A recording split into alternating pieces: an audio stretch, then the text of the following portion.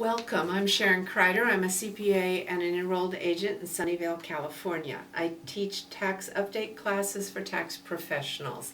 This is an update on the Supreme Court decision on the Affordable Care Act, healthcare reform, Obamacare. In a 5-4 decision, the Supreme Court determined that the individual mandate and thus the Affordable Care Act was constitutional. A 5-4 decision isn't unusual out of our court. We have in the past few years had many 5-4 decisions, but normally our court is divided between the conservatives and the liberals. In this particular decision, Chief Justice Roberts moved to the other side to determine that the individual mandate that assesses a penalty for not having insurance for individuals in 2014, that penalty was a tax and within the power of the government to determine and assess taxes. So let me summarize what the bill does. First of all, the Affordable Care Act requires all Americans to have insurance beginning in 2014. So that's the insurance mandate. If you have insurance now, it's grandfathered in.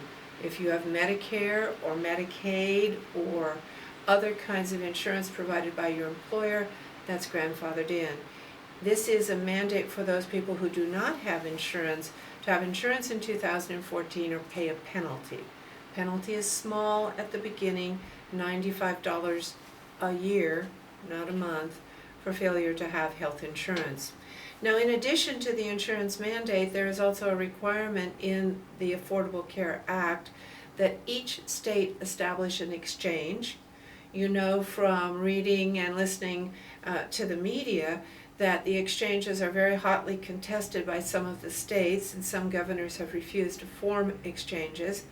But the exchange is nothing more than a marketplace for you and I to go buy health insurance, or for our client to buy, or the business to buy health insurance to meet the insurance mandate. It'll be like a marketplace with a big pool of applicants. If a state chooses not to form an exchange, the federal government will come in and form it for them. So in 2014, exchanges will be available to find the insurance to comply with the mandate. Part of the Affordable Care Act, and a very popular part, which took effect in 2010, allowed adult children, those children between 19 and 26, to go back on their parents' health insurance. Whether they're in college, doesn't matter. Whether they live with the parent, doesn't matter. Whether they're a dependent, doesn't matter. It is just allowing that pretty healthy group to come back on the parent's health insurance plan. 2.5 million young adults between 19 and 26 went back onto health insurance and now have health insurance.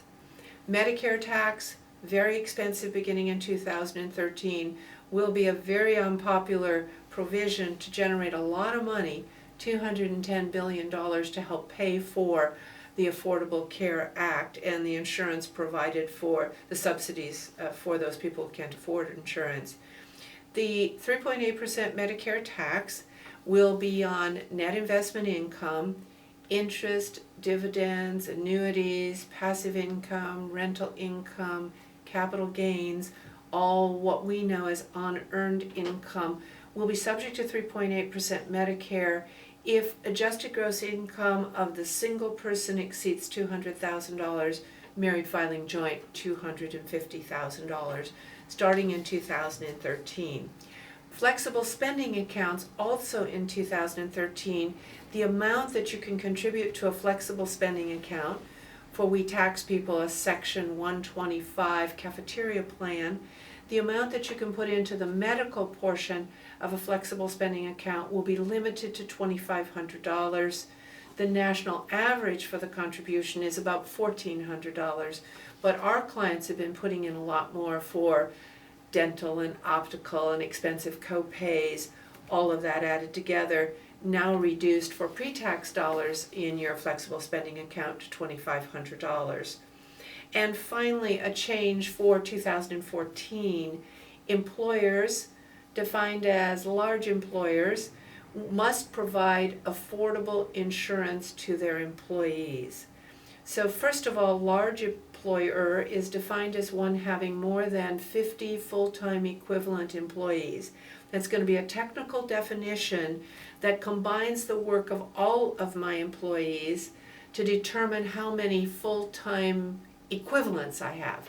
Those people who work more than 30 hours a week, 120 hours a month, will be determined to be full-time equivalents.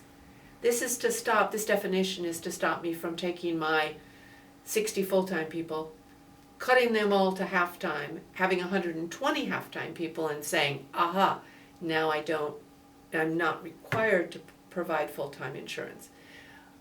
Lots more detail on this coming up in the next several months as the IRS gears up for what employers will need. So that's our quick e-video alert on the Affordable Care Act. I'm Sharon Kreider.